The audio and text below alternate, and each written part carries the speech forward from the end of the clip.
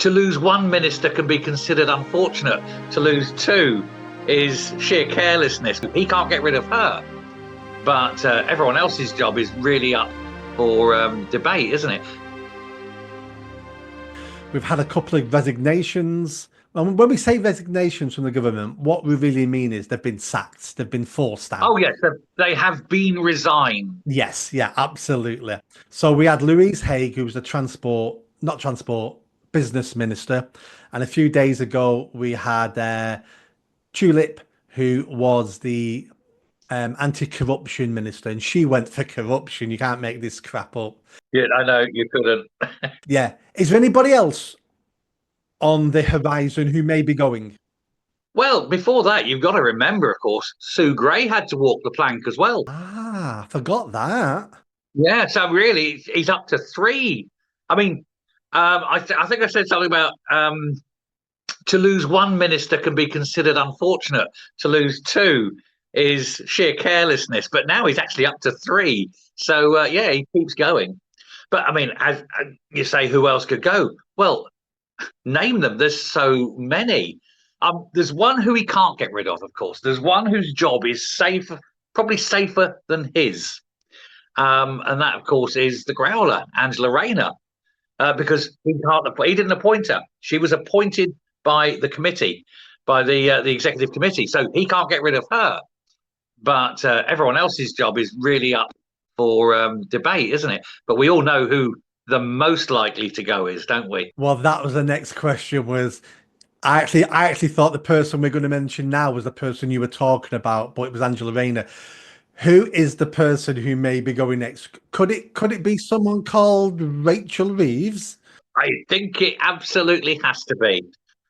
We all know the line, when a football manager comes out, does the interview and says, I've had the full backing of the board. You know that means he's gone, isn't he? He's finished. He's done. Pack your bags, mate. You're out.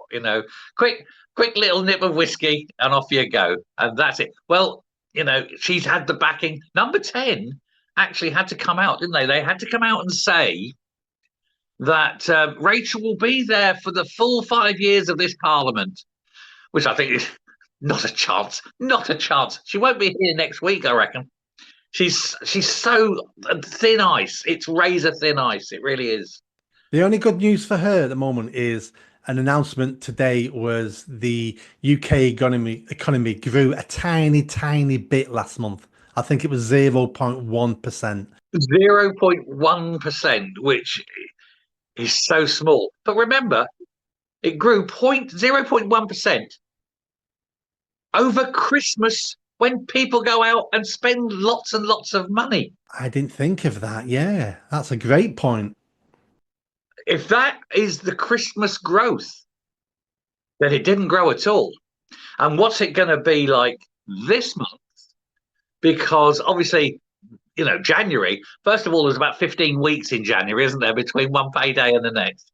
And also, people have spent all that money at Christmas. Everyone's saved, they haven't got the cash. So in terms of retail, that's dead. Investment's dead. There's going to be nothing. The drop is not last month. What was surprising was it was only 0.1%. This month, crash and burn. Yeah, I mean, I know quite a few business people. They're not taking staff on.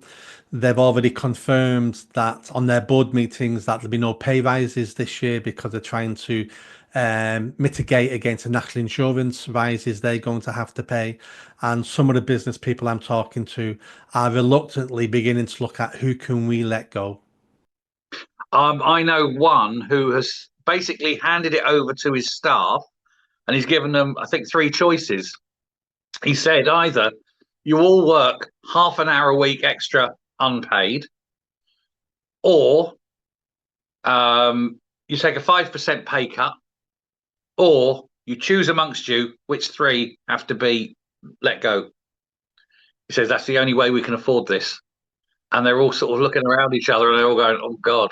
And he's hoping to God it's a 5% pay cut, he says, because he wants to keep them. He doesn't want to make people unemployed. He says, but it's quite literally there. The cost, he says, and it's not just the cost of the employment, because obviously when you think, you're starting to pay national insurance £4,500 sooner. So an extra £4,500 of national insurance contributions that have to be made, but also the rate at which you pay it is higher. But because that's passed on all the way through the supply line, it means the goods are more expensive, everything is more expensive. And so his costs are more expensive.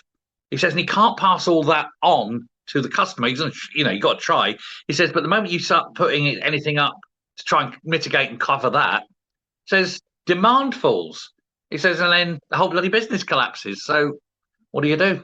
Yeah. And then we have to realize that some of these businesses are competing on the world stage. Their competitors are in other countries. So how can you raise your costs here when other people are selling stuff from Germany, France, Portugal who have not had those employment tax rises? So therefore their products are cheaper. It's like a double whammy.